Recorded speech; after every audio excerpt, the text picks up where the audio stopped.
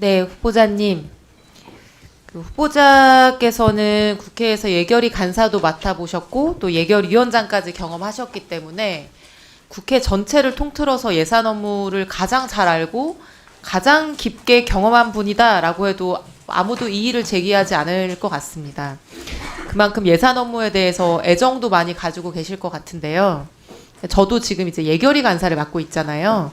근데 이제 예산 업무를 막상 맡아보니까 기존에 제가 이해하고 있었던 것과 실제 프로세스가 굉장히 다르고 또 국회의원 300명 중에 매우 소수만 이해하고 참여하는 이제 말하자면 좀 폐쇄적인 측면이 있다는 거를 경험하게 됐고요. 또 예산안이라는 게 정부가 만들고 국회가 심사를 해서 확정하게 되는데 오랫동안 굳어져온 비효율적이거나 비합리적인 관행 같은 것도 존재하고 그래서 이제 어느 시점에서는 국회와 정부가 손잡고 이 예산 심사의 세부 절차를 개혁할 필요가 있지 않는가라는 생각을 1년 내내 하고 있습니다. 그래서 조금 전에 말씀하신 재정개혁이라고 하는 것도 단순히 정부의 의지와 노력만으로 되는 것은 아니고 그 내용에는 국회의 견제 기능이 개선되고 개혁되는 것도 굉장히 중요한 부분이 될 것 같거든요. 그래서 오늘 이 청문회 기회에 이 예산 심의 절차와 구조에 대해서 이건 사실 국회만의 문제가 아니라 국회와 정부가 이제 양 당사자로서 하는 절차인데요.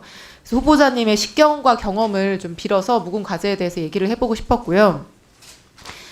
지난 이해훈 후보자 청문회 때 지금 후보자석에 앉아 계신 박홍근 후보자께서 청문위원이셨고 그때 청문위원으로 질의하신 내용 중에 제가 앉아서 듣다가 굉장히 와닿는 내용이 있었습니다. 제가 잠깐 읽어보면요. 그때 하셨던 말씀인데요. 저는 예산 소위를 많이 해봤고 예결위 간사와 위원장도 해봤는데 나중에는 굉장히 비애감 같은 것이 들었다. 국회의 예산 심사가 형해화되어 있다는 생각이 들기도 했고 국회가 마치 들러리 선 것 같은 상황은 옳지 않기 때문에 제대로 바꿔야 된다. 그래서 국회의 실질적인 예산 심사 권한을 어떻게 개선할지 집중적으로 고민해야 된다. 이런 말씀하셨던 걸 기억하시나요? 네. 네. 그때 후보자께서 나는 비애감도 사실 좀 들었었다라고 하는 국회 예산 심사의 문제점의 핵심이 어떤 건지 어떤 이유 때문에 국회가 들러리 선 것 같은 또는 형해화되었다고 느껴지는 그런 생각을 하시게 됐는지 일단 먼저 좀 여쭙고 싶습니다. 우선은 첫 번째 예산안이 국회로 9월 초 제출되기 전까지 깜깜입니다. 실제 예산안의 편성의 방향, 주요 내용, 그리고 그 설계가 어떻게 됐는지 이런 것이 있고요. 두 번째는 심사 과정에서 특히 감액 심사와 관련해서 실제 며칠 날밤을 새면서 국회가 심사할 수 있는 것은 되게 제한적이었고 거기에 비해서 마지막 협상을 통해서 이 대규모 사업에 대한 소위 큰 규모의 감액은 정부의 협조로 인해서 이루어지는 것에 대해서 역할이 좀 적었다는 게 있고요. 세 번째 정액 사업 관련해서는 국회가 그동안 헌법에 의해서 물론 정액은 정부의 동의가 있다 보니까 그래서 제약이 있습니다만은 실제 정액과 관련해서는 좀 깜깜이거나 하면 비공개적으로 진행되는 사항 이런 것에 대해서 전반적으로 이야기를 한 것입니다. 저랑 거의 비슷한 문제의식을 가지고 계시네요. 장관이 되시면 좀 다르게 하실 예정이십니까? 다르게 꼭 해보고 싶습니다. 네. 가령 예산 편성 절차에 대해서 제가 여러 가지 사실은 고민을 좀 하고 있습니다. 이미 제가 그 재정 운영 전문가들 모시고 그 자리에서 제가 좀 얘기한 바가 있는데 아직은 제가 장관 취임을 안 했기 때문에 실행하기에는 이른 시점입니다만은 저는 전반적으로 결산부터 시작해서 그다음에 국가 재정 운영에 대한 여러 가지 지금 이 전략 회의를 갖지 않습니까? 그런 어떤 시점의 문제 또 이 편성 지침을 만드는 거 그다음에 정부로부터 각 부처로부터 예산 수요를 받는 거 이런 등등부터 국회에서 심사 단계까지 전반적인 한번 이 프로세스에 대해서 다시 좀 살펴봐야겠다는 생각을 갖고 있습니다. 네. 아까 세 가지 문제점을 언급해 주신 거에 더해서 저도 두 가지를 더 말씀을 드려보고 싶은데 하나는 그 본예산 심사에서 시간이 너무나 부족하다는 문제입니다.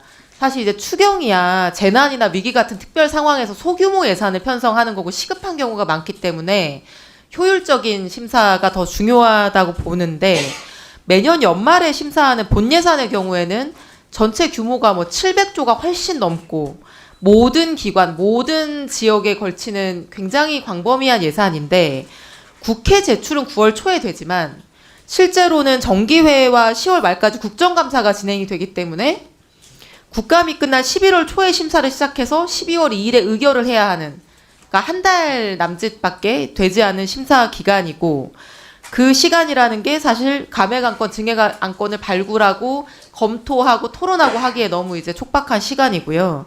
그래서 사실은 이제 보니까 2012년에 이런 문제를 해결하기 위해서 국감법이 개정이 됐더라고요. 그래서 국정감사를 정기회 이전에 해야 된다. 근데 그 이후에 단 한 번도 지켜진 적이 없고 예산안 심사는 여전히 한 달도 채 안 되는 시간 동안 쫓기듯이, 누가 쫓아오는데 쫓기듯이 그렇게 진행이 돼야 된다라고 하는 부분이 이거는 이제 국회 차원의 노력이 더 필요한 부분이긴 하지만 충분한 심의 기회가 좀 보장되기 어려운 점이라고 생각을 했고요. 두 번째는 상임위 예산 심사 권한이 너무나 형해화되어 있다는 점입니다. 그 어떤 분야 정책에 대해서는 그 분야 상임위원이 사실 가장 전문성 가지고 있고 가장 애정이 있는데, 이게 정부안 증액 심사하면서 상임위별로 상임위원 뭐 20명, 30명 되는 의원들이 핏대 높이고 막 하루 종일 논쟁해서 상임위 의결안이 넘어와도 이게 예결위로 넘어오면 좀 심하게 말해서 책자에 인쇄된 그냥 종이에 불과하게 됩니다. 여기 슬라이드 보시는 것처럼 상임위 30명이 의결한 안건과 예결위원 1명이 서면 질의한 한 장이 사실 이제 법적 효과가 좀 동일하고요, 절차적으로. 그래서 제가 예결위 간사를 맡기 전까지는 사실 제가 상임위에서 그렇게 치열하게 막 토론해서 그 10억, 20억 증액하려고 여야 간에 핏대를 높였던 이런 것들이 이렇게 무의미하게 논의 테이블에조차 잘 오르지 못하고 사장되는 것인지를 몰랐었는데요. 최근에 알게 됐었는데, 이런 전문성을 갖춘 상임위의 심사를 실질화하고 그 결과를 존중하게 하는 방향의 제도 개선이 어떤 식으로 가능하다고 보시는지, 어떤 구상이 있으신지 이 두 가지 문제에 대해서 듣고 싶습니다. 뭐 다 국회에서 결정할 사안입니다. 이제 우선은 예산이 헌법에 따라서 12월 1일까지는 처리해야 되는 거 아니겠습니까? 그걸 역산해서 지금 설계가 되어 있다고 보시면 될 것 같고, 과거보다 또 한 달 정도의 여유를 좀 가진 것도 사실입니다. 그러나 말씀하신 것처럼 중간에 국정감사, 법안심사 등이 있다 보니까 충실하게 되지 못한 부분이 있는데, 정기국회 기간에 예산을 심사하는 그 시간 자체가 부족하다 저는 보지는 않고, 거기에 집중할 수 있는 시스템과 환경을 만드는 게 더 중요하지 않냐, 이렇게 좀 저는 평가하고요. 두 번째, 상임위 예비심사, 말 그대로 예비심사인데 예비심사가 대개 지금은 그냥 허투루 취급되는 것이 분명히 있어 보입니다. 저는 오히려 심사 과정뿐만 아니라 편성 과정에서도 정부가 이런 얘기를 제가 요즘은 합니다.